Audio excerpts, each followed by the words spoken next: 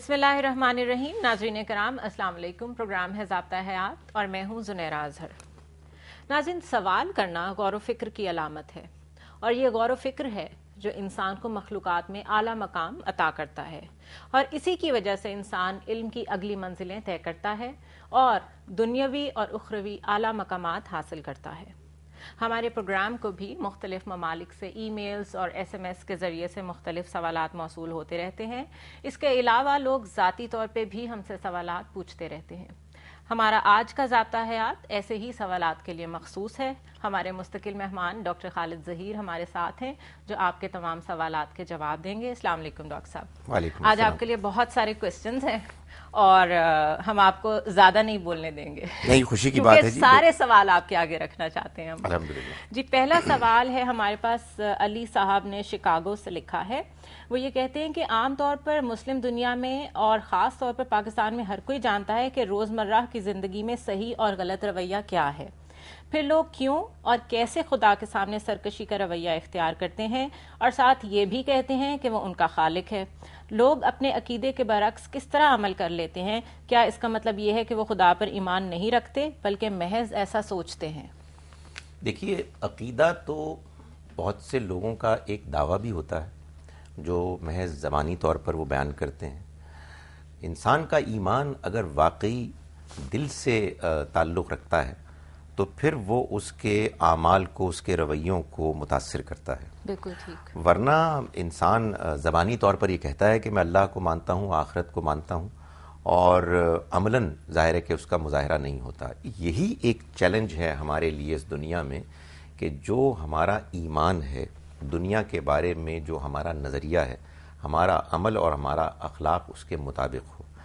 यही इस वक्त हम मुसलमानों में चीज़ है कि जो बहुत ज़्यादा लैक कर रही है, कि जिसको कि दूर करने की ज़रूरत है। एक बात और भी है, और वो ये कि हमारे ईमान में बाज़ लोगों ने कुछ ऐसी चीज़ें शामिल कर ली हैं कि जिससे कि मानने के बावजूद इंसान अमलन उससे मुतासिर नहीं होता। जैसे मिसाल के तौर पर ये कि हम चूँकि मुसलमान हैं इसलिए बहरहाल हम जन्नत में जाएंगे, चाहे हम कितने से कितने बुरे आमाल भी कर लें, हमें आखिरत में शफात और सिफारिश बचा लेगी। कुरान मजीद तो इस तरह की कोई बात नहीं करता, अहादीस भी इस तरह की बातों की तायद नहीं करती, लेकिन लोगों ने अपनी तसल्ली के लिए, अपने इत्मीनान के लिए इस तरह के नज़रियात बना लिए हैं, जिसके बाद होता यह है कि इंसान मुसलमान भी होता है, कलबा भी पढ़ता है, बहुत से लोग नमाज़ पढ़ते हैं, हज करने जाते हैं, लेकिन बाकायदगी से झूठ बोलते हैं, बाकायदगी से लोगों के साथ ज़्यादती करते हैं, हराम माल खाते हैं, दूसरों का माल हड़प करते हैं। तो जो चैलेंज है वो ये है कि जो हमारा ईमान है हम उसको अपने अंदर रासिख करें और हम उसके मुताबिक अपने अमल को ढालें। और मैं ये गुजारिश करूं कि इसके लिए बेहतरीन तरीक़ा ये है कि इंसान गौर व फ़िक्र के साथ अल्लाह के कलाम को बार बार पढ़ता रहे और अपनी ज़िंदगी का जायज़ा ले उसकी रोशनी। डॉक्टर साहब, ये जो आप कह रहे हैं कि गौर व फिक्र के साथ अल्लाह के कलाम को बार बार पढ़ें, ये एक प्रोसेस है, आहिस्ता आहिस्ता समझ में आता है, आहिस्ता आहिस्ता बंदा इम्प्रूव करता है। लेकिन जिस तरह का सवाल ये अली साहब ने हमें लिखा है, इससे तो ये लगता है कि अकीदा एक सेट पैटर्न है जिसको हम उसी तरह फॉलो करना और करवाना चाहते हैं। हम अगले को ये स्पेस ही नहीं देते कि वो इस अकीदे को थोड़ा सा अकल की कसौटी पे खुद भी परख ले। तो एक ये भी गलती है मेरे ख्याल में। कोई शक नहीं है। असल में बात यह है कि हमारे पास अल्लाह की तरफ से दो रोशनियां हैं, एक हमारी अक्ल व फितरत की और एक अल्लाह की किताब और अल्लाह की वही की, और दोनों में एक बहुत गहरा ताल्लुक है। बदकिस्मती से हमें अपनी अक्ल को मजहबी मामलात में इस्तेमाल करने दिया ही नहीं जाता। इस वजह से हमारे अंदर वो शऊरी ईमान पैदा ही नहीं होता कि जो हमारे आमाल को, हमारे किरदार को मुतासिर करे और जो हमारे आमाल में रिफ्लेक्ट हो। That's right. बिल्कुल सही। अगले सवाल की तरफ चलते हैं डॉक्टर साहब। SMS है जो कि जफर साहब कराची से हमें भेज चुके हैं। कुरान पाक में जन्नत और दोज़ख का भी जिक्र है, क्या किसी ने इनको देखा है? तो फिर कुरान में जो वाक़यात हैं उनको भी बगैर देखे हम उन पर ईमान कैसे ला सकते हैं? देखिए, एक तो खैर मैं दोनों का आपस में ताल्लुक़ नहीं समझ सका, लेकिन दोनों बातें अपनी जगह पर हम इसलिए मानते हैं कि हम कुरान को पढ़ते हैं और कुरान मजीद में जो हक़ाइक़ बयान हुए हैं उन पर हम गौर करते हैं, और गौर के नतीजे में हम दयानतदारी से दिल में ये महसूस करते हैं कि ये कलाम हमारे खालिक मालिक का है, वही ऐसी बातें कर सकता है, वो जो बात कर रहा है वो मुझे अपील कर रही है। ज़ाहिर है इसमें वक्त लगता है, जैसा कि अभी पहले सवाल के जवाब में भी आपने जो गुफ्तगू की उसमें भी ये मालूम होता है ना कि हमारे यहाँ तो अनफॉर्चुनेटली होता ये है कि बग़ैर सोचे समझे पढ़ते हैं हम, اور پھر جو بات ہمیں معاشرے میں بتا دی جاتی ہے وہ ہمارا عقیدہ بن جاتی ہے. بالکل. ہمارا عقیدہ، ہمارا ایمان، ہمارا عمل، ہمارا کردار سب اللہ کی کتاب سے پھوٹنا چاہیے. ان سوال کرنے والے صاحب کا جواب بھی یہی ہے کہ جب آپ قرآن مجید کو اول پڑھیں گے تو یقیناً بہت سے سوالات پیدا ہوں گے. سچی بات یہ ہے کہ سوالات تو اب بھی پیدا ہوتے ہیں، لیکن اللہ کی کتاب ایک ایسا عظیم علم کا خزانہ ہے کہ جب آپ اس پر غور کرتے ہیں، سوالات پیدا ہوتے ہیں، مزید پڑھتے ہیں تو آپ کو سوالوں کے جواب بھی مل جاتے ہیں. آپ کے اطمینان میں، آپ کے کانفیڈنس میں اضافہ ہوتا ہے. اسی کو ہم ایمان کہتے ہیں. بالکل صحیح. اور پھر انسان کی زندگی میں بہت سے ایسے تجربات بھی ہونے لگتے ہیں کہ جس سے اس کے ایمان کی مزید تائید بھی ہوتی ہے. ایسے ہم کو یہ اطمینان ہونا شروع ہو جاتا ہے کہ یہ قرآن اللہ کا کلام ہے. اس میں جو جنت اور دوزخ کا ذکر ہے وہ بھی حق ہے، اور اس میں جو واقعات بیان کیے گئے ہیں وہ بھی سچ ہے. اچھا ڈاکٹر صاحب، کچھ ہمارے پاس ریکارڈڈ کوسچنز بھی ہیں تو ہم ان میں سے بھی ایک سوال لیتے ہیں. جی السلام علیکم ڈاکٹر خالد. میرا کوشچن آپ سے یہ ہے کہ اللہ کو اپنا خالق اور مالک ماننے کے باوجود اس کے احکام پہ عمل نہ کرنا سستی کہلائے گا یا ایمان کی کمی؟ جی دیکھیے، ایمان میں کمی اور سستی میں کوئی خاص فرق نہیں ہے. اس کی وجہ یہ ہے کہ اگر آپ کا ایمان مضبوط ہے تو وہ آپ کو متحرک کرے گا، ایکٹیو کرے گا. وہ تو ایک ایسی روشنی ہے کہ جو آپ کو چین سے نہیں بیٹھنے دے گی. اس وجہ سے اگر کوئی شخص یہ کہتا ہے کہ میں اللہ کو مانتا ہوں، آخرت کو مانتا ہوں، مجھے معلوم ہے نیکی کیا ہے اور مجھے معلوم ہے کہ جو کچھ میں کر رہا ہوں وہ غلط اور برا ہے، لیکن میں محض سستی کی وجہ سے صحیح راستے سے گریز کر رہا ہوں، تو یہ اصل میں ایمان کی کمزوری ہے کہ جس نے اس کو سست بنا دیا. تو ڈاکٹر صاحب، سست ہونا ویسے ایک رویے کا نام بھی ہے. کچھ لوگ آل ٹوگیدر اپنی لائف میں کلیکٹیولی اگر بات کی جائے سست ہوتے ہیں، ان میں کیپیبلٹیز ہوتی ہیں لیکن وہ ان کو صحیح طرح ایکسپلور نہیں کر رہے ہوتے. اس کا کیا حل ہے؟ ایمان کے معاملے میں بھی تو ایسا ہو سکتا ہے. دیکھیے، دو چیزیں ہوتی ہیں نا انسان کے زندگی میں کہ جن کی کمی کی وجہ سے انسان سست ہوتا ہے. ایک یہ کہ وہ صحیح بات نہیں جانتا اور اس وجہ سے وہ کنفیوز رہتا ہے، اور دوسرا یہ کہ صحیح بات جانتا تو ہے لیکن اس کے لیے اس کے اندر وہ موٹیویشن نہیں ہوتی، وہ اندر سے تحریک نہیں پیدا ہوتی. بالکل صحیح ہے. ایمان کی روشنی اگر وہ قرآن مجید کے ذریعے سے اس کو ملے تو اس کو دونوں کام کرواتی ہے. ایک یہ کہ اس کا تصور، اس کے نظریات زیادہ کلیئر ہوتے ہیں، خدا تعالیٰ کے موجود ہونے کا احساس زیادہ مضبوط ہوتا ہے، اور ساتھ ہی ساتھ وہ موٹیویٹ بھی ہوتا ہے، اور ایک عجیب سی انرجی آتی ہے آپ کے اندر. یقیناً چیز ہی اس طرح ایک ایسی کیفیت پیدا ہوتی ہے کہ جو انسان کو اس بات پر مجبور کرتی ہے کہ جو موت سے پہلے میرے پاس موقع ہے میں اس سے بھرپور فائدہ اٹھاؤں، اس لیے کہ آخرت میں میری اسی پرفارمنس کی بنیاد پر اللہ تعالیٰ کے ہاں میری گریڈنگ ہوگی، تو میں اس میں کیسے سست رہ سکتا ہوں. صحیح. ناظرین، ہمارے ساتھ رہیے گا. آپ کے سوالات ہمارے پاس ہیں اور ہم ان کا جواب دے رہے ہیں، but it's time for a short break.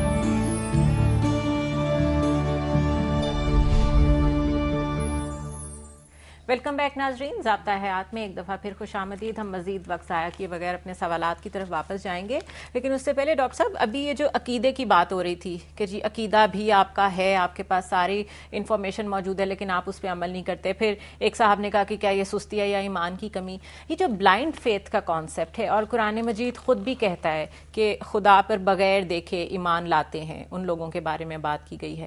کیا دین ہم سے ایمانیات کے معاملے میں یہ تقاضا کرتا ہے کہ ہم عقل کو استعمال نہ کریں؟ دیکھیں، قرآن مجید میں جو کہا گیا ہے نا کہ اللہ سے ڈرنے والے پرہیزگار لوگ وہ ہیں کہ جو یؤمنون بالغیب، ٹھیک، وہ ایمان لاتے ہیں غیب میں رہتے ہوئے. اس کا مطلب یہ نہیں ہے کہ ان کا فیتھ بلائنڈ فیتھ ہے. وہ کتاب کے جو بلائنڈ فیتھ کا تقاضا کر رہی ہو، وہ بھلا یہ کیسے کر سکتی ہے کہ بار بار لوگوں کو دعوت دے کے وہ عقل سے کام لیں، غور و فکر کریں. وہ بھلا یہ کیسے کر سکتی ہے کہ وہ یہ کہے کہ وہ لوگ، وہ انسان کے جو عقل کو استعمال نہیں کرتے، وہ اللہ کے نزدیک بدترین حیوانوں سے بھی بدتر ہیں. صحیح. ظاہر ہے کہ اس کا مطلب یہ ہے کہ اللہ نے اپنی کتاب میں انسانوں کو جو دعوت دی ہے وہ عقل پر مبنی ہے. ہاں، البتہ اس دعوت میں اللہ تعالیٰ نے ہم کو یہ بات بتائی ہے، دلائل کے ساتھ سمجھائی ہے کہ جس دنیا میں ہم رہتے ہیں اور اس کے جن حقائق کو ہم دیکھتے ہیں، اس کے علاوہ ایک اور دنیا بھی ہے کہ جو حقیقی ہے، اور اس کو اللہ تعالیٰ ہمیں سمجھاتے ہیں دلائل کے ساتھ. تو جب ہم قرآن کو بار بار پڑھتے ہیں تو ہمارے اندر ایک اعتماد پیدا ہوتا ہے کہ جن چیزوں کے بارے میں دلائل پیش کیے جا رہے ہیں، جن کی سچائی اور حقانیت کو ہم اور بہتر طریقے سے سمجھ رہے ہیں، وہ واقعتاً صحیح اور حق ہیں.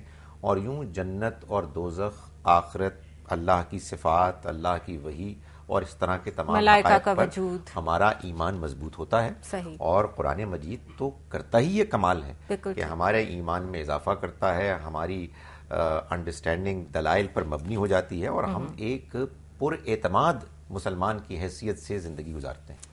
اچھا ڈاکٹر صاحب، ہم نا بیگ کا ہمیں ایک میسج آیا ہے جو انہوں نے اس حوالے سے لکھا ہے جو پروگرام ہم نے جنات کے بارے میں کیا تھا. وہ کہتی ہیں کہ میں خالد صاحب کی رائے سے بہت مایوس ہوئی ہوں کیونکہ ڈاکٹر صاحب کہتے ہیں کہ جنات کے ساتھ انٹریکشن کی کوئی شہادت موجود نہیں، جبکہ قرآن میں واضح طور پہ ہے کہ مگر جو لوگ سود کھاتے ہیں ان کا حال اس شخص کا سا ہوتا ہے جسے شیطان نے چھو کر باولا کر دیا ہو. سورہ بقرہ آیت نمبر 275 کا انہوں نے ریفرنس بھی دیا ہے. ساتھ ساتھ وہ یہ کہتی ہیں کہ یہاں شیطان سے کیا مراد ہے؟ سود لینے والا زندہ کیسے ہو جائے گا؟ اگرچہ گناہگار شخص بھی شیطان کا پیرو ہوتا ہے، لیکن اس آیت میں شیطان کا چمٹ جانا ایک سوال پیدا کرتا ہے. دیکھیں، یہ کئی چیزیں آپس میں گڈمڈ ہو گئی ہیں. ایک تو ان ہماری بہن کا اعتراض ہے کہ میں نے جواب صحیح نہیں دیا. یقیناً یہ اس کا بڑا امکان ہے، میں ایک انسان ہوں، غلطی کر سکتا ہوں. مجھے ایک اور صاحب نے بھی توجہ دلائی جو میرے پاس میرے آفس میں امریکہ سے آئے اور انہوں نے کہا جی کہ آپ نے یہ جواب غلط دیا تھا. تو میں نے کہا جی کہ میں اعتراف کر لیتا ہوں، لیکن اب مجھے خیال آ رہا ہے کہ اصل میں نے بات کچھ اور کی تھی. جو بات میں نے کی تھی وہ یہ تھی کہ میں نے بھی ایک سے زیادہ ایکسپرٹ سے پوچھا ہے کہ جو لوگوں کا نفسیاتی علاج کرتے ہیں کہ کیا کبھی ان کو یہ تجربہ ہوا کہ جن مریضوں کا وہ علاج کر رہے ہیں ان کا کوئی جنات کے ساتھ تعلق ہے. تو مجھے کبھی بھی جواب اس بات میں پازیٹیو نہیں ملا.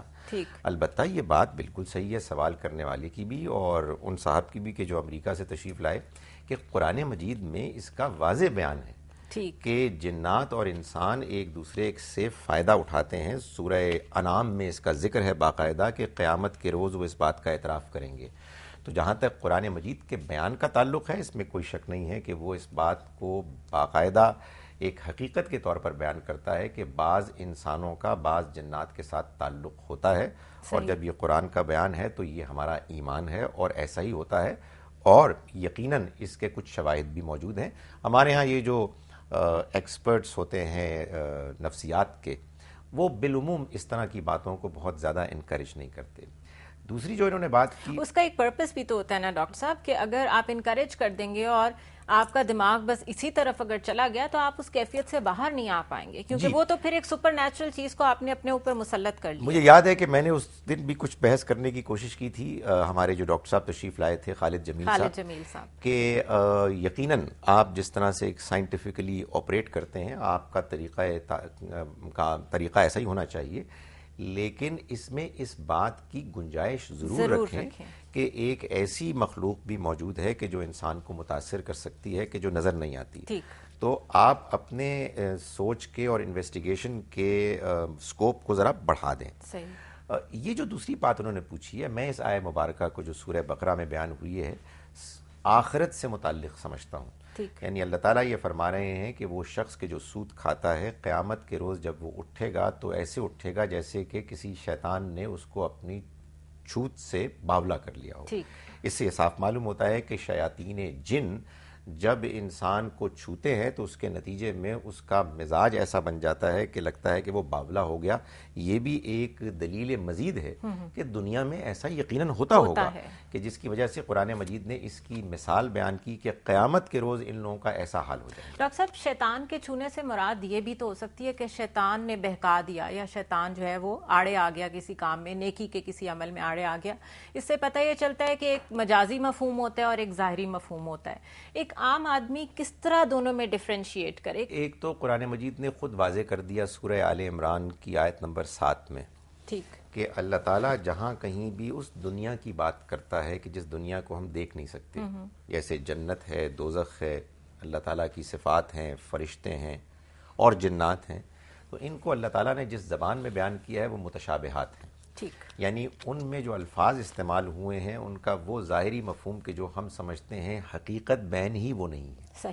بلکہ ہم کو بس موٹا موٹا یہ ایمان رکھنا چاہیے کہ جو بات بیان کی گئی ہے بس اتنی ہی بات ہم سمجھ سکتے ہیں. رہی یہ بات کہ جو آپ بیان فرما رہی ہیں اس آیہ مبارکہ سے متعلق، تو میرا اپنا خیال یہ ہے کہ اس میں جو بات کی گئی ہے وہ بات بعض انسانوں کے مشاہدے میں بھی آتی ہے. بعض لوگ ایسے باولے ہو جاتے ہیں، عجیب و غریب باتیں کرنے لگتے ہیں کہ جس کا کہ کوئی آپ کے پاس دنیاوی سائنٹیفک کوئی نفسیاتی ریزن نہیں ہوتا. معلوم یہ ہوتا ہے کہ خارج سے ایک ایسی مخلوق ہے جس کو ہم دیکھ نہیں سکتے، اس نے ان کو متاثر کیا ہوتا ہے. یہی بات ہے کہ جو میں اس وقت بھی میں پلیڈ کرنے کی کوشش کر رہا تھا کہ خدا کے واسطے اس بات کو بھی مان لیں تاکہ آپ کو لوگوں کے علاج کرنے میں ایک اور فیکٹر کا بھی علم ہو جائے اور اس کو بھی آپ اس میں شامل کر کے لوگوں کا علاج بہتر طریقے سے کر سکیں. ڈاکٹر صاحب اس ٹاپک پہ لوگوں کے ذہن میں اتنے سوالات ہیں کہ ہم سارے تو شاید نہ شامل کر سکیں، لیکن پھر بھی ہماری کوشش ہے. ایک ریکارڈڈ کویسچن بھی ہمارے پاس اسی ٹاپک کے حوالے سے ہے. جی میرا سوال ڈاکٹر صاحب سے یہ ہے کہ کیا نبی صلی اللہ علیہ وآلہ وسلم کی نبوت پر ایمان لانا جنات کے لیے بھی لازمی ہے، اور کیا جنوں سے بھی آخرت میں ان کے اعمال کے بارے میں پاس پرس کی جائے گی؟ جی دیکھیں، جن ہو یا انسان ہو، اگر ان کے پاس اللہ تعالیٰ کی طرف سے کوئی ایسی حقیقت آ گئی ہے کہ جس کا ماننا اب ان کے لیے ضروری ہو گیا ہے تو ان کے لیے اس کا ماننا ضروری ہے. قرآن مجید سے معلوم ہوتا ہے کہ بعض جنات کو، سب کو نہیں، بعض کو نبی اکرم صلی اللہ علیہ وسلم کے قرآن مجید پڑھنے کی کیفیت معلوم ہوئی. وہ آپ کے قریب گئے، انہوں نے قرآن سنا، اور سننے کے بعد وہ دوسرے جنات کے پاس گئے کہ جنہوں نے نہیں سنا اور ان کو وہ پیغام سنایا. اب ظاہر ہے کہ جس کے پاس یہ حقیقت جس حد تک گئی وہ اس حد تک ہی ماننے کا پابند ہے. اصل میں بات یہ ہے کہ اللہ تعالیٰ یہ چاہتے ہیں ہم انسانوں سے کہ چاہے دنیا ہو چاہے دین ہو، ہمیں حق بات کو ماننا ہے، اس کا انکار نہیں کرنا، ماننے سے گریز نہیں کرنا. چنانچہ جتنی حق بات جتنے واضح طریقے سے ہمارے سامنے آئے گی ہم اس کو اتنا ہی ماننے کے پابند ہوں گے. سو جنات بھی ظاہر ہے، میرے خیال ہے ڈاکٹر صاحب کہ آنسریبل تو وہ بھی ہوں گے. اگر ایک مخلوق ایگزسٹ کرتی ہے تو پھر جب آخرت کا کانسیپٹ یہ ہے کہ آپ کو جج کیا جائے گا تو پھر سب کو ہی جج کیا جائے گا. لیکن وہ جو بار بار اے جنو انس کہا جاتا ہے، اس کا مطلب ہے کہ قرآن پاک کے کچھ احکامات انسانوں اور جنوں کے لیے اکٹھے بھی ہیں. دیکھیں، وہ جو ہے نا ایڈریس اے جنوں اور انسانوں، یہ اصل میں وہاں آیا ہے کہ جہاں جہاں اللہ تعالیٰ یہ بتا رہے ہیں کہ ان کو وہ آخرت میں ایسے ایڈریس کریں گے کہ دیکھو کیا ایسا نہیں ہوا تھا کہ تمہارے اندر ہی سے تمہارے لیے اللہ تعالیٰ نے پیغمبر بھیجے، جس سے کہ یہ معلوم ہوتا ہے کہ جنوں کے ہاں بھی ان کے اندر سے جنوں ہی میں سے پیغمبر بھی آئے ہیں. اور یہ جو آپ نے سوال کے ایک حصے میں پوچھا کہ کیا وہ اپنے اعمال کے لیے جواب دہ ہیں، بالکل جواب دہ ہیں. تو ڈاکٹر صاحب اگر وہ پیغمبر ان کے پاس آئے ہیں تو پھر کوئی پیغام بھی لائے ہوں گے؟ یقیناً لائے ہوں گے. اس کا مطلب ہے پیغام لائے ہیں تو ان میں سے بھی سرکشی کرنے والے لوگ علیحدہ ہوں گے، اچھی طرح رسپونڈ کرنے والے لوگ علیحدہ ہوں گے. بھائی آپ یہ دیکھیے کہ جو سورہ رحمان ہے جس میں جو مشہور آیت ہے جو بار بار دہرائی جاتی ہے، فَبِأَيِّ آلَاءِ رَبِّكُمَا تُكَذِّبَانِ، اس میں ربکما یعنی تم دونوں کے رب کہ تم کیسے تم شکر گزاری سے گریز کرتے ہو، اس کی نعمتوں کو ٹھکراتے ہو. تو اس میں انسان ہیں اور جنات دونوں مخاطب ہیں. اور یہ تو معلوم ہوتا ہے کہ جنوں کے لیے بعض اوقات ایک ایڈیشنل ذمہ داری یہ بھی بن گئی کہ وہ انسانوں میں کے بھی بعض پیغمبروں کو ماننا ان کے لیے ضروری ہو گیا. اللہ نے ہمارے اوپر یہ ذمہ داری عائد نہیں کی، اس لیے کہ ہم جنات کو دیکھ نہیں سکتے. بالکل صحیح ہے. ناظرین ہمارے ساتھ رہیے گا، ایک مختصر سا وقفہ لیں گے ہم. اسٹے ود اس.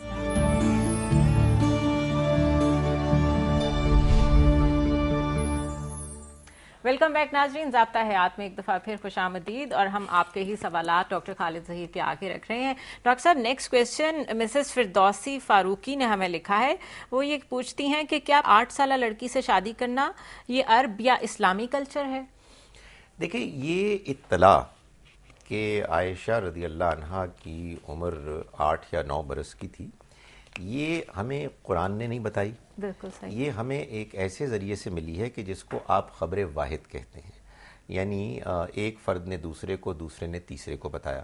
اور اس کے مقابل میں اور بھی ہمارے پاس اسی حقیقت کے بارے میں اطلاعات ہیں، جس سے کہ یہ معلوم ہوتا ہے کہ آپ کی عمر جو تھی وہ 18-19 برس کی تھی. ظاہر ہے کہ اس میں تحقیق ایسے بھی ہوگی کہ بات کون سی زیادہ اوتھینٹک ہے بظاہر، اور اس کے سمجھنے میں بھی ظاہر ہے کہ غلطیاں کوتاہیاں ہو سکتی ہیں. اور یہ بھی ہم دیکھیں گے کہ کون سی بات زیادہ مدلل، معقول اور سمجھ میں آنے والی لگتی ہے. اللہ کے پیغمبر صلی اللہ علیہ وسلم کا پیغام تمام دنیا والوں کے لیے ہے. ہم آپ کو پیش کرتے ہیں اللہ کی طرف سے، اللہ کے نمائندے کی حیثیت سے. اس وجہ سے اگر تو آپ کے بارے میں ہمارے پاس کوئی ایسی معلومات ہے کہ جس کے بارے میں ہم پوری طرح کانفیڈنٹ ہیں، جیسے مثال کے طور پر قرآن مجید سے معلوم ہوتا ہے کہ آپ نہ لکھ سکتے تھے نہ پڑھ سکتے تھے، تو اسے تو ہم پورے اعتماد کے ساتھ پیش کریں گے چاہے کوئی شخص کچھ بھی کہے. لیکن وہ اطلاعات، وہ انفارمیشن کہ جس کے بارے میں ہم 100% سرٹن نہیں ہیں، اس کے بارے میں بس ہم یہی کہیں گے کہ یہ ایک رائے ہے، ایک اوپینین ہے، ایک انفارمیشن ہے. اس کے علاوہ اور بھی اوپینینز ہیں کہ جن کو سامنے رکھنا چاہیے، اور یہ کوئی دین نے ہمارے لیے ماننا ضروری قرار نہیں دیا. اچھا ڈاکٹر صاحب، لیکن اگر ایک کلچر میں کوئی پریکٹس ہے تو ضروری تو نہیں کہ وہ دوسرے کلچر میں نہ ہو، یا دوسرے کلچر میں اس کو معیوب سمجھا جاتا ہو یا نہ سمجھا جاتا ہو. یہ کلچرل چیزوں کو ہم ریلیجن کے ساتھ مکس کیوں کر دیتے ہیں؟ دیکھیں زنیرہ، بات یہ ہے، نبی اکرم صلی اللہ علیہ وسلم کی ذات گرامی ہمارے دین میں اہم ترین ہے. بالکل. آپ کے بارے میں ہم کو دنیا میں یہ پیغام پیش کرنا ہے کہ آپ اللہ کے نمائندے ہیں. چنانچہ وہ آپ کے بارے میں معلومات کہ جس کے بارے میں ہمیں کوئی شک و شبہ نہیں، وہ تو ہم پیش کریں گے، ہم اس کو ڈیفینڈ کریں گے، ہم اس کے دلائل پیش کریں گے. آپ کے بارے میں وہ معلومات کہ جس کے بارے میں ہم خود جانتے ہیں کہ کوئی 100% یقینی بات نہیں ہے، اور اس انفارمیشن سے بہت سے لوگ اس کو سن کر کچھ گریز کرتے ہیں، تو آخر ہم اس کو کیوں پیش کریں گے؟ ہم یہ کیوں نہیں بتائیں گے کہ دیکھو اس حقیقت کے بارے میں ایک سے زیادہ انفارمیشن موجود ہے. اور میں آپ کو یہ بتا رہا ہوں کہ ہماری تاریخ ہی میں یہ بات بھی بیان کی جاتی ہے کہ اگر ایک اور اینگل سے کہ جو مجھے زیادہ مدلل اور کنونسنگ لگتا ہے دیکھا جائے، تو عائشہ رضی اللہ عنہا کی عمر جب کہ آپ کا نکاح ہوا اور آپ کی رخصتی ہوئی تو 19 برس تھی. صحیح. تو میں آخر یہ بات کیوں نہ پیش کروں؟ وہی فیکٹ کہیں اور کسی اور طرح لکھا ہوا ہے، کسی اور جگہ کسی اور طرح لکھا ہوا ہے. بالکل ٹھیک ہے. اور ہسٹری کا یہ سٹائل ہے ڈاکٹر صاحب، بالکل صحیح، کہ آپ تحقیق کسی طرح کرتے ہیں، ڈیفرنٹ اینگلز. اور میں گزارش کروں کہ ہسٹری کچھ بھی ہو، ہمارے پیغمبر کی ذات گرامی جو ہے وہ اس معاملے میں بہت اہم ہے. آپ کے بارے میں ہم کوئی معلومات دیتے ہوئے حد درجے احتیاط کریں گے. بالکل صحیح. ڈاکٹر صاحب ایک ریکارڈڈ کویسچن لیں گے ہم اب. جی. میرا نام منزلہ سلمان ہے. میرا ڈاکٹر صاحب سے ایک سوال ہے کہ کیا ایک خاتون مرد کو پرپوز کر سکتی ہے؟ جی ڈاکٹر صاحب. جی کیوں نہیں کر سکتی؟ دیکھیں بات یہ ہے کہ پرپوز کرنے کا طریقہ معقول ہونا چاہیے، اس انداز میں ہونا چاہیے کہ جس سے معلوم ہو کہ وہ نکاح سے پہلے خامخواہ آپس میں الگ سے جا کے مل نہیں رہے ہیں. ڈاکٹر صاحب، حضرت خدیجہ رضی اللہ تعالیٰ عنہا نے بھی تو بڑے اچھے طریقے سے نبی کریم صلی اللہ علیہ وسلم کو پیغام پہنچایا تھا. ایسا ہی تھا، اور عرب معاشرے میں یعنی اس طرح کے معاملات میں کوئی چیز معیوب نہیں سمجھی جاتی تھی. اصل میں جو چیز ناپسندیدہ ہے وہ یہ ہے کہ مرد اور عورت شادی سے پہلے نکاح کے بغیر تنہا ایک دوسرے سے ملتے رہیں اور ایک دوسرے کے ساتھ ایسی باتیں کرتے رہیں کہ جو اخلاق سے گری ہوئی ہیں. اس سے گریز کرنا چاہیے. اس سے ظاہر ہے کہ ہم کو معاشرے میں تمام نوجوانوں کو یہ بتانا چاہیے کہ انہوں نے اپنے آپ کو بچا کے رکھنا ہے. اور باقی ظاہر بات ہے کہ نکاح تو ہے ہی اس چیز کا نام کہ ایک مرد اور عورت کے درمیان ایک ایسا رشتہ قائم ہوا ہے کہ جس میں اب وہ مل جل کر ایک خاندان کو وجود میں لائیں گے. تو اس میں جب شوہر سے اور بیوی سے، دولہا اور دلہن سے یہ پوچھا جاتا ہے کہ کیا وہ راضی اور آمادہ ہیں یا نہیں، تو اس کا مطلب یہی ہوتا ہے کہ ان کی رضامندی شامل ہے، اور رضامندی کا اظہار کرنے میں آخر کوئی حرج نہیں، کہیں سے تو آغاز ہوگا اس کا. یقیناً. ڈاکٹر صاحب، یہ کہاں سے ہمارا مائنڈ سیٹ ایسا بن گیا ہے کہ ہم باقاعدہ کویسچنز پوچھتے ہیں کہ کیا اگر فلاں کا مرد کر سکتا ہے تو عورت کر سکتی ہے؟ کیا اس میں ہمارے اوپر جو ایک کلچرل انفلوئنس ہے ایک اور مذہب کے ساتھ رہنے کا، اس کا بہت رول ہے؟ یہی لگتا ہے، کیونکہ عرب معاشرے میں صورتحال اس سے بہت مختلف، کیونکہ متاثر تو اگر ہم نے کسی کلچر سے ہی ہونا ہے تو پھر ہمیں عرب کلچر سے ہونا چاہیے تھا، جس سے ہم بالکل متاثر نہیں ہیں، جہاں زیادہ اوپننس ہے، جہاں پہ عورت بہت کھل کر اپنے رائٹس کا استعمال کرتی ہے. تو کیا مطلب ہم لوگوں کو اپنے مائنڈ سیٹ کو تبدیل کرنے کی ضرورت ہے؟ دیکھیے یقیناً کرنا چاہیے. اس کی وجہ یہ ہے کہ جس طور طریقے سے بھی آپ محسوس کرتے ہیں کہ معاشرے میں مشکلات پیش آ رہی ہیں، مردوں اور عورتوں کو زحمت ہو رہی ہے، تنگی پیدا ہو رہی ہے، لوگ اپنے جذبات کا اظہار نہیں کر پا رہے، اس سے ظاہر ہے کہ گریز کرنا چاہیے. اور خاص طور پر اس لیے بھی کہ عام طور پر یہ امپریشن دیا جاتا ہے کہ یہ ہمارے دین کا تقاضا ہے. بالکل، اس کو ریلیجن سے جوڑ دیتے ہیں. اور بہت سے انٹیلیجنٹ مرد اور عورتیں پھر وہ دین سے بیزار ہونا شروع ہو جاتے ہیں. تو یہ بہت ضروری ہے کہ ہم واضح کریں کہ کیا چیز دین ہے اور کیا چیز محض ہمارا کلچر ہے کہ جو ہم نے دوسرے لوگوں سے سیکھا ہے، جس میں سے بہت سی چیزیں وہ ہیں کہ جس سے اب بالکل ہم کو اپنے آپ کو آزاد کرنا چاہیے، کر لینا چاہیے. ناظرین، ہمارے ساتھ رہیے گا ایک دفعہ پھر ایک مختصر سا وقفہ.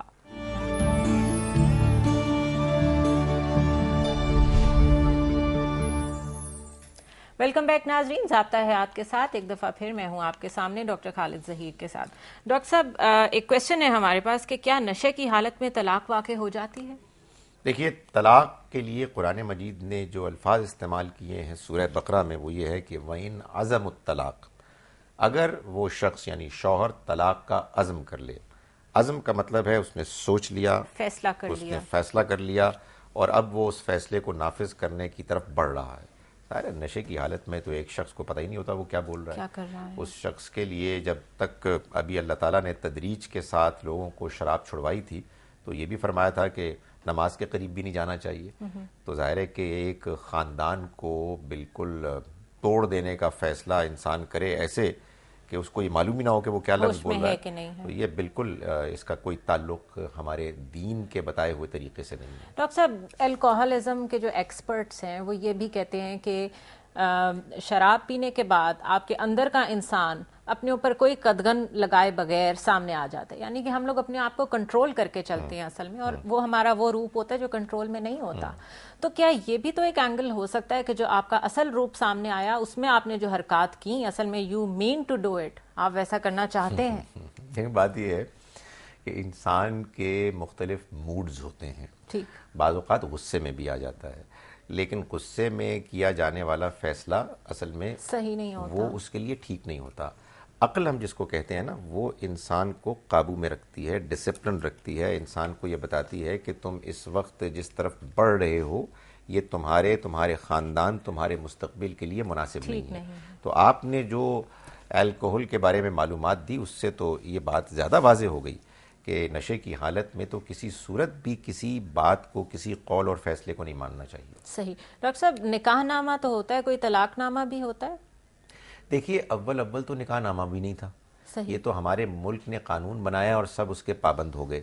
میں یہ سمجھتا ہوں کہ اسی طرح سے طلاق نامہ بھی ہونا چاہیے تاکہ یہ ہر روز کی جو ایک مسائل ہمارے سامنے آتے ہیں کہ ایک شخص نے، شوہر نے غصے میں آ کے اپنی بیوی کو 3 طلاقیں دے دیں، وہ مسئلہ ہی ختم ہو جائے. اور ہمارا ملک، جیسا کہ کاؤنسل آف اسلامک آئیڈیالوجی نے اس کو پرپوز بھی کیا ہے کسی موقع پر، ہمارے ملک کا یہ قانون بن جائے کہ جب کبھی بھی کوئی شوہر اپنی بیوی کو طلاق دے گا تو پہلے کچھ فارمیلٹیز ہیں کہ جن کو وہ پورا کرے گا.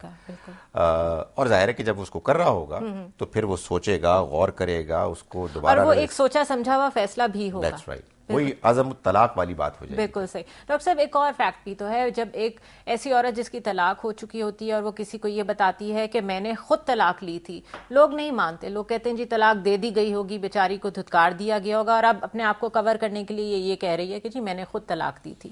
تو طلاق نامہ بہت سارے مسائل کا حل بھی ہو سکتا ہے. ہاں، وہ اس میں کوئی شک نہیں ہے کہ اگر وہ ایک ایسی ڈاکومنٹ ہو کہ جس پر کہ سب کا اتفاق ہو جائے اور یہ بات معلوم ہو کہ جب بھی طلاق ہوئی ہے اس میں ایک پروسیس فالو کیا گیا ہے، پھر اس طرح کے انشاءاللہ مسائل پیدا نہیں ہوں گے کہ جو میں آپ کو یہ بتاؤں کہ ہمارے معاشرے میں بہت زیادہ ہیں. یعنی ایسے مسائل بھی ہیں کہ جس میں طلاق دی گئی اور طلاق نافذ ہو گئی اور خاندان الگ الگ ہو گئے اور بچے بیچارے خراب ہو رہے ہیں، اور ایسے واقعات بھی ہیں کہ جس میں طلاق واقعی شرعی طور پر ہو چکی ہے اور وہ ساتھ رہ رہے ہیں، لیکن وہ ساتھ رہ رہے ہیں اس لیے کہ وہ کسی کو بتا نہیں رہے. بالکل صحیح.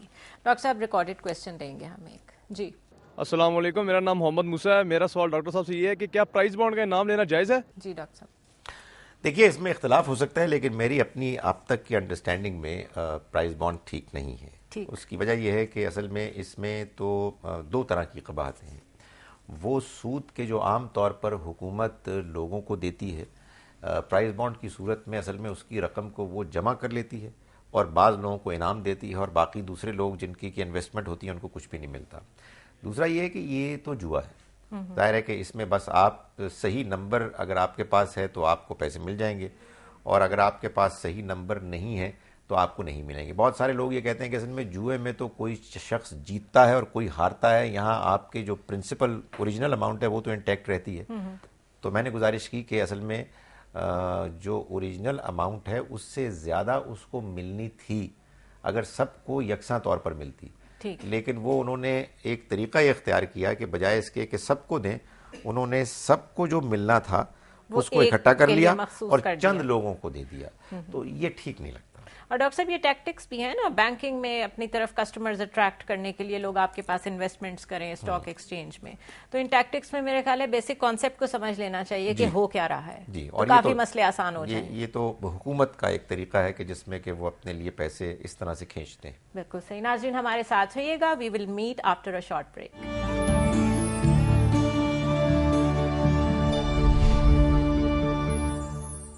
ویلکم بیک ناظرین، ایک دفعہ پھر ہم آپ کے سامنے ہیں آپ کے سوالات کے جوابات کے ساتھ. ڈاکٹر صاحب نیکسٹ کوشچن جو ہے وہ ہے کہ کیا عورتوں کو انڈین ساڑھی پہننے کی اجازت ہے اسلامی لباس کو ذہن میں رکھتے ہوئے کہ اس سے ان کا جسم مکمل طور پر چھپا ہوتا ہے، اور کیا عورتیں ایسی جگہ کام کر سکتی ہیں جہاں ساڑی پہننا لازمی ہو؟ دیکھیں، میں جہاں تک ساڑی کے لباس سے واقف ہوں، اس میں اس کی بھی بڑی گنجائش ہے کہ وہ بہت ساتر ہو اور جسم کو ڈھانپنے والی ہو، اور ظاہر ہے کہ اس کو بعض اوقات بہت بیہودہ طریقے سے بھی پہنا جاتا ہے. بالکل. اس کا تعلق تو اس بات سے ہے کہ کون ساڑی پہن رہا ہے. مجھے معلوم ہے کہ ہمارے ہاں انڈیا میں، مشرقی پاکستان، جب بنگلہ دیش میں خواتین ساڑی پہنا کرتی تھیں اور ان کا جو لباس تھا وہ بہت باحیا اور جسم کو اچھی طرح سے ڈھانپنے والا ہوتا تھا. ڈاکٹر صاحب فاطمہ جناح پہنتی تھیں. جی. اور اس کے علاوہ ہماری جو افواج میں خواتین ہیں جو ہاسپٹلز میں کام کر رہی ہیں ان کا بھی یہی ڈریس ہے. یقیناً. سو اس کا تعلق اس بات سے ہے کہ وہ آپ کس انداز میں پہنتے ہیں، نہ کہ اس چیز سے ہے کہ اس کا ڈیزائن کیا ہے. اچھا ڈاکٹر صاحب ایک اور اس میں پہلو بھی ہے، وہ یہ کہ جب ہم یہ کہتے ہیں کہ اس میں جغرافیائی حدود کوئی نہیں ہے، تو پھر ہم لباس کو اسلامی لباس کہہ کے کیوں اتنا محدود کانسیپٹ دیتے ہیں؟ میرا خیال ہے عام طور پر جو لوگ اس طرح کی بات کرتے ہیں ان کے ذہن میں وہی پابندیاں ہوتی ہیں کہ جو ان کے خیال میں ملحوظ رکھنی ضروری ہیں. تو ان سے یہی گزارش ہے کہ ظاہر ہے کہ وہ پابندیاں اگر وہ دلائل کے ساتھ قرآن اور سنت کی روشنی میں پیش کریں تو اسی طریقے کو اختیار کرنا چاہیے، نہ کہ یہ کہ آپ یہ کہیں کہ فلاں لباس پہنو فلاں نہ پہنو. صحیح. تو ہمیں اصول بتانے چاہیے، نہ کہ ہم باقاعدہ ڈیزائنرز بن کے لوگوں کو سجیسٹ کریں کہ یہ ڈیزائن پہنے اور یہ نہ پہنے. اچھا ڈاکٹر صاحب احمد ہمیں لاہور سے لکھتے ہیں کہ نبی کریم صلی اللہ علیہ وآلہ وسلم کے زمانے میں غیر مسلموں کے ساتھ تجارت کی جاتی تھی، خود نبی کریم صلی اللہ علیہ وآلہ وسلم نے بھی ایسا کیا. کیا امریکہ جیسے ملک کے ساتھ تجارتی تعلقات قائم کرنے کے لیے کوئی راستہ ہے جس میں وہ ٹیکنالوجی، تعلیم اور زراعت کے ذریعے سے پاکستان کے مسلمانوں کا معیار زندگی بہتر کرنے میں مدد کر سکتے ہیں، لیکن امریکہ مسلسل پاکستان اور دوسرے ممالک کے مسلمانوں کے خلاف دشمنی کا رویہ اختیار کیے ہوئے ہے؟ اس بارے میں آپ کی کیا رائے ہے؟ دیکھیں، قرآن مجید میں اللہ تعالیٰ نے ایک موٹا سا اصول بتا دیا، اور وہ یہ ہے کہ وَتَعَاوَنُوا عَلَى الْبِرِّ وَالتَّقْوَى وَلَا تَعَاوَنُوا عَلَى الْإِثْمِ وَالْعُدْوَانِ. صحیح. نیکی اور تقوی کے کاموں میں تعاون کرو اور برائی اور سرکشی کے معاملے میں تعاون نہ کرو.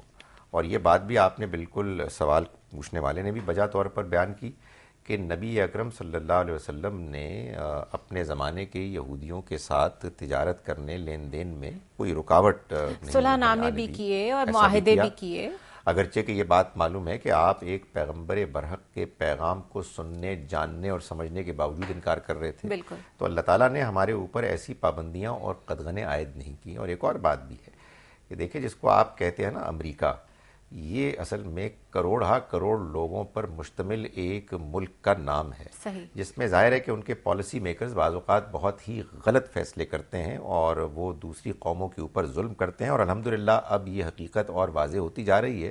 اس پر کرٹیسزم بھی کرنا چاہیے، اپنی پالیسیز بھی مضبوط رکھنی چاہیے، لیکن یہ کہ یہ دین کے جو پورے عالم کے لیے آیا ہے، ہم کسی ملک یا کسی قوم کے ساتھ کٹ آف کیسے کر سکتے ہیں؟ اس کا تو مطلب یہ ہوگا کہ ہم نے یہ طے کر لیا ہے کہ خدا کے پیغام کو اب آگے نہیں پہنچنا، آگے نہیں پھیلنا. آپ کو کیا معلوم ہے کہ یہی امریکہ کل کو اگر ایمان لے آئے اور ایک بڑی تعداد میں لوگ مسلمان ہو جائے تو وہ آپ کے لیے سب سے بڑا اللہ تعالیٰ کے دین کے پھیلانے والا مرکز بن جائے. تو ہم تو یہ جرم کریں گے اگر ہم لوگوں کے ساتھ اپنے تعلقات کو توڑیں. یقیناً ہم بے غیرتی کے ساتھ نہیں جئیں گے، کسی غلط کام کی تائید نہیں کریں گے. اگر ظلم ہو رہا ہے تو اس کو ظلم کہیں گے، لیکن یہ بھی ایک ظلم ہے کہ آپ لوگوں کے لیے اللہ کے دین کی دعوت کا دروازہ بند کر دیں. ڈاکٹر صاحب معذرت کے ساتھ ہم دوسروں کے ظلم پہ تو بہت شور مچاتے ہیں، جو ہم خود اپنے بھائیوں کے ساتھ، اپنے ہمسایوں کے ساتھ جو ظلم کرتے ہیں اس کا کوئی نام بھی نہیں ہوتا. نہیں جی. اسی وجہ سے تو اللہ تعالیٰ کی رحمت ہم سے دور ہو گئی ہے اور اغیار ہمارے اوپر حملہ آور ہوتے ہیں تو ہم بے بس نظر آتے ہیں. بالکل صحیح. ڈاکٹر صاحب نیکسٹ کویسچن لیں گے جو کہ ریکارڈڈ ہے. جی अस्सलाम वालेकुम, मेरा नाम रेहान आमिर है और मेरा डॉक्टर साहब से ये सवाल है कि हमारे यहाँ आम तौर पे कहा जाता है कि दुआ तकदीर को बदल देती है, आपका इस बारे में क्या ख्याल है? जी डॉक्टर साहब, तकदीर बहुत बड़ा क्वेश्चन है। देखिए, बात यह है कि अगर तकदीर से मुराद आप ये लेते हैं कि जो अल्लाह के इल्म में बात पहले से मौजूद और तय है वो दुआ से बदल जाती है, तो वो तो नहीं बदलती। ठीक। असल में जो होता है वो ये है कि अल्लाह के यहाँ ये बात भी तय होती है कि एक मामला एक ख़ास अंदाज में चल रहा होता है। अल्लाह ताला ने इसको तय किया हुआ होता है कि एक शख्स दुआ करेगा और वो जिस डायरेक्शन में चल रहा है उससे वो बदल जाएगा। तो अल्लाह ताला दुआ की कदर करते हैं। इस दुआ की कदरदानी अल्लाह के इल्म में पहले से होती है और अल्लाह ताला ने इसको हमेशा अपनी प्लानिंग में मलहूज़ रखा है कि मामलात जो बज़ाहिर चल रहे होते हैं उनमें एक नुमायाँ तब्दीली आ जाए, और वो इसलिए आए कि किसी बंदे ने उसकी दरख्वास्त की। सही। डॉक्टर साहब बहुत शुक्रिया। बहुत सारे क्वेश्चंस हैं लेकिन हम किसी और प्रोग्राम में आपसे फिर उसका जवाब लेंगे। नाज़रीन, सवाल करने से गलत फहमियाँ रफ़ा होती हैं, मसाइल के मख्फी पहलू उजागर होते हैं और सही बात तक पहुँचने में आसानी पैदा होती है। हम चाहेंगे कि आप ज़्यादा से ज़्यादा सवालात करें, हमें अपने सवालात भेजें। आपके जहनों में जो भी एतराज़ात पैदा हों वो हम तक ज़रूर पहुँचाएँ। इसके साथ ही मुझे ज़ुनैरा अज़हर को इजाज़त दीजिए। अल्लाह हाफ़िज़।